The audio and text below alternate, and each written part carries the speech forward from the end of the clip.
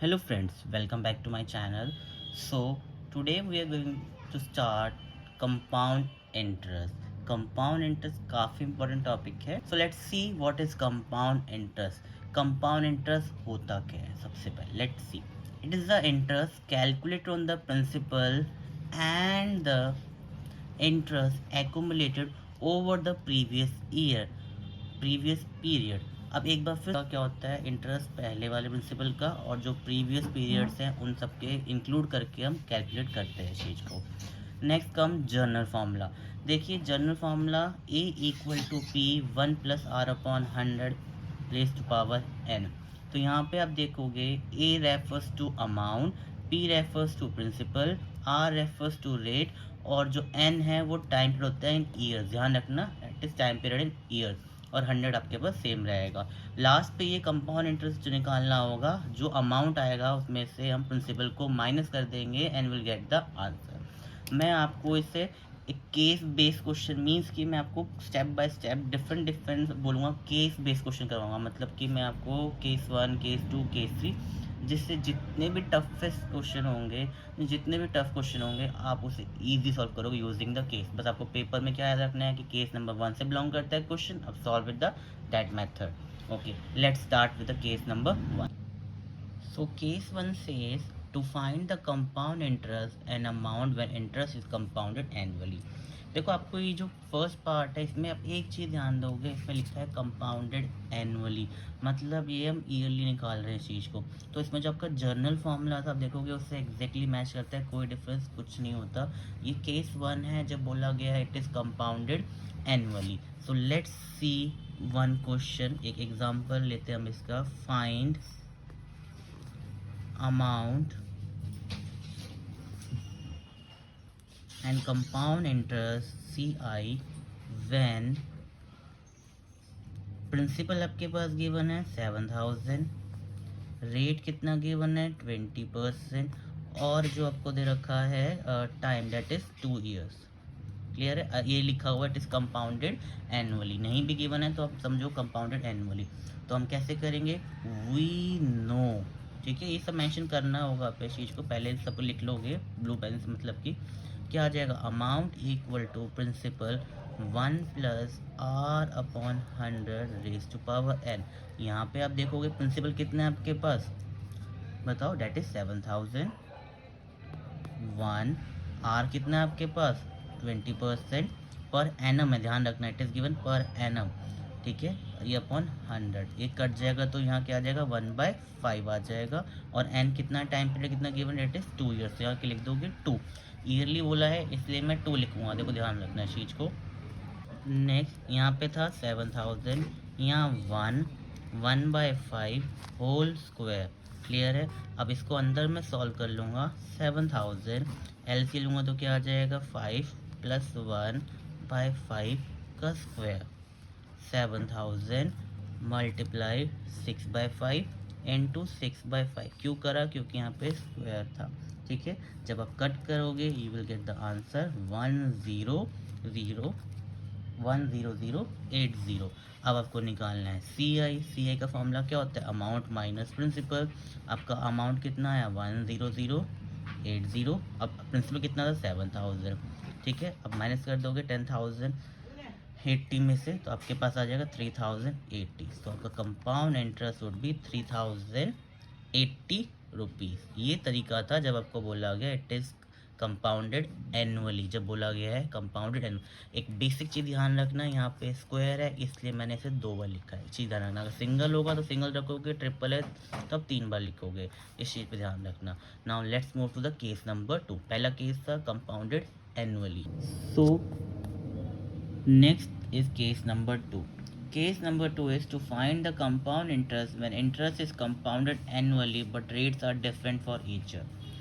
कहने का मतलब ये है कि इंटरेस्ट तो हम ईयरली निकाल रहे हैं कंपाउंड इंटरेस्ट, बट जो रेट्स हैं ईयर 1 के अलग गिवन है, ईयर 2 के अलग गिवन है. जब रेट्स दोनों ईयर्स के लिए अलग अलग गिवन है तो हम क्या करेंगे, फॉर्मूला आपने पढ़ा था रिमेन्स. देखो पहला पार्ट सेम रहेगा, जहाँ पे एन था ना, फर्क क्या था, एन के बदले एक टर्म और लग जाती है इस चीज़ में. सी 1+r1/100, 1+r2/100. फर्स्ट ईयर के लिए जो रेट है उसके लिए आ जाएगा सेकेंड ईयर के लिए जो रेट है वो आपका इधर आ जाएगा इस चीज़ के लिए। क्वेश्चन में ये कब करते हैं, जब दो रेट्स अलग अलग गिवन, अगर 3 गिवन होंगे तो हम 3 का बना देंगे, 4 गिवन है तो 4 लगा देंगे, ठीक है। जितना गिवन होगा उतने हम लिखते जाएंगे इस चीज़ को। 1 वाली टर्म के पी नहीं लिखेंगे, हम सिर्फ इन टर्म को लिखेंगे। Now let's see one more question. So let's see one question. Find the compound interest on 25,000 rupees after 2 years compounded annually. जो क्या लिखा है, compounded annually. The rate of interest being 5% per annum for the first year and 6% per annum for the second year. First year के लिए दे रखा है 5%, second year के लिए गिवन है आपके पास 6%। तो लेट्स सी जो अमाउंट गिवन, सब पहले जो चीज़ें गिवन लिख लो। प्रिंसिपल कितना गिवन है 25,000, ठीक है। R1 कितना गिवन है 5%, R2 कितना गिवन है आपके पास दैट इज 6%, और आपके पास क्या गिवन है, टाइम गिवन है टी एज कितना गिवन है फॉर 2 ईयर। देखो फर्स्ट ईयर का अलग है, सेकेंड ईयर का अलग है, इसमें पर टाइम का कुछ रोल होता नहीं है। फॉर्मूला क्या पड़ा है, A equal to P 1 plus R1 upon में 100। टाइम का देखो टी का कोई रोल नहीं है इसमें, हम तो ये 2 बार लिख दे रहे हैं ऑलरेडी। R2 अपॉन में 100। प्रिंसिपल कितना था 25,000, 1 प्लस 5 अपॉन 100, जो कि मैं कट कर दूंगा, कितना आ जाएगा 1/20। 1 प्लस 6 अपॉन 100 कट कर दूंगा, क्या आ जाएगा 3/20, 3/50 सॉरी 3/50। ये कितना आ गया 25,000, एलसीएम लिया 20 प्लस 1 कितना आ जाएगा 21/20। यहाँ कितना आ जाएगा आपके पास 353/50, ठीक है।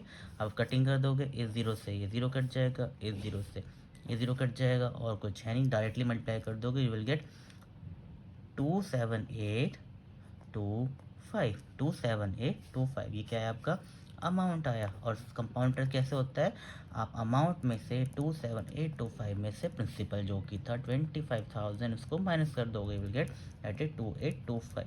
तो कंपाउंड इंटरेस्ट क्या हुआ आपका 2825। तो कंपाउंड इंटरेस्ट कितना हुआ 2825।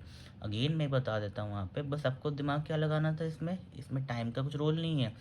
जो ईयर 1 का R1 ले लिया, ईयर 2 का मैंने R2 ले लिया। Okay friends, so case 3 is to find the compound interest in amount when interest is compounded half yearly. जब हाफ ईयरली निकालना होगा तो इसमें फ़र्क क्या होगा, जो रेट होता है आपका उसे R/2। अगर आपका 10 गिवन है तो उसे 5 ले लो, फॉर्मूले में n की जगह यहाँ पे 2t आ जाता है, ठीक है। 2t ले लो या 2n ले लो। So let's start with a question. Find the compound interest on 12,000 for 1.5 years at the rate 8% per annum compounded half yearly. अब बोला गया it is compounded half yearly. सबसे पहले आपके पास क्या गिवन है, प्रिंसिपल वो लिख लोगे, डेट इज़ 12,000।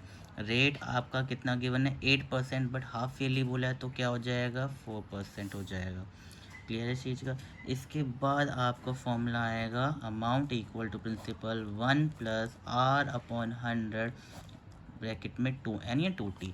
यहाँ पे टाइम पीरियड आप देखोगे डेट इज़ क्या लिखा है 1/2 का मतलब होता है 3/2, ठीक है।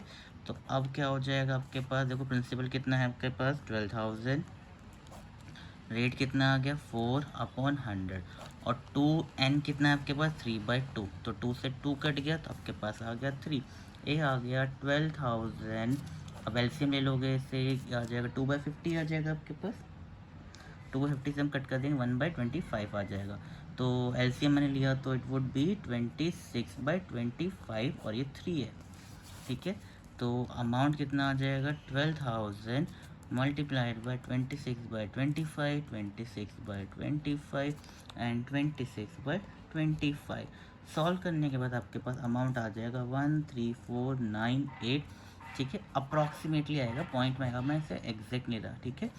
और आपका कंपाउंड इंटरेस्ट का फॉर्मूला आपने क्या पढ़ा, that is amount minus principal. Amount कितना है 13498 माइनस 12,000, माइनस कर दोगे यू विल गेट 1498। तो 1498 इज योर कंपाउंड इंटरेस्ट।